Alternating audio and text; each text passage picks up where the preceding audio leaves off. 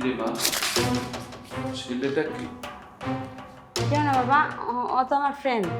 দেখ মা, তুই যে কাজটা করছিস সেটা কিন্তু সমাজের লোকেরা ভালো চোখে দেখে না।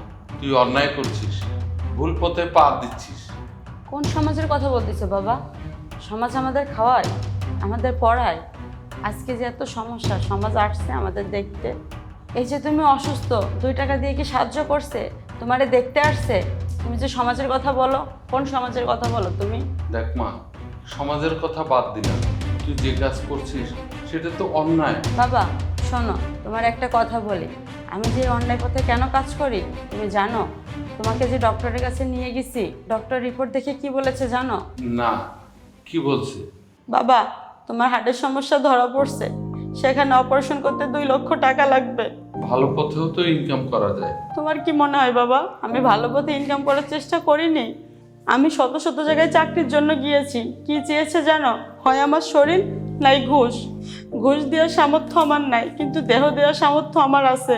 সামান্য কিছু টাকার জন্য কারো রক্ষিত হওয়ার থেকে এই পথটাই আমি বেছে নিয়েছি। মাস শেষে সামান্য কিছু টাকার জন্য কারো রক্ষিত হওয়ার থেকে আমার এই অন্যায় পথই ভালো। ডক্টর বলেছে খুব দ্রুত তোমার অপারেশন করা লাগবে।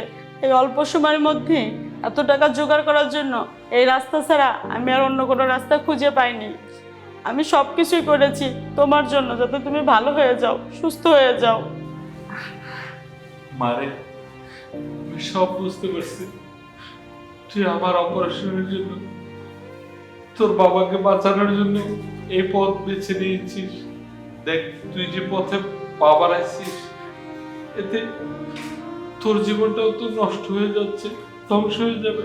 আল্লাহ যদি চায় এই অসুখে আমার মৃত্যু হবে, তাহলে তাই হবে। কিন্তু আমার চোখের সামনে তোর জীবনটা আমি নষ্ট হতে দিতে পারি না রে মা, নষ্ট হতে দিতে পারি না। এটা সমাজের সবচেয়ে খারাপ কাজ। তোর জীবনটা আর সুন্দরভাবে সাজাতে পারবি না রে মা, কেউ তোকে গ্রহণ করবে না। এটা আমি বাপ হয়ে সহ্য করতে পারবো না রে মা। আমি যদি এই অসুখে মরে যাই, আমার তো বয়স হয়েছে, আমি আর কয়দিন বাঁচবো? আমার জন্য তোর জীবনটা তুই নষ্ট করিস না রে মা। তোর জীবনটা তুই এখন থেকে শুধরে নে মা, শুধরে নে। আব্বা, আমি বুঝতে পারছি আমার এই পথে যাওয়া ঠিক হয় নাই। আল্লাহ যা করে ভালোর জন্যই করে। আমার অন্যায় হয়ে গেছে, তুমি আমার মাফ করে দাও বাবা। আর আমি এই কাজ করবো না কোনোদিন।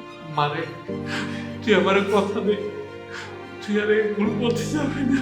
আমি কথা দিলাম আব্বা, দরকার হলে আমি না খেয়ে থাকবো, তবু এই পথে টাকা আমি আর ইনকাম করবো না।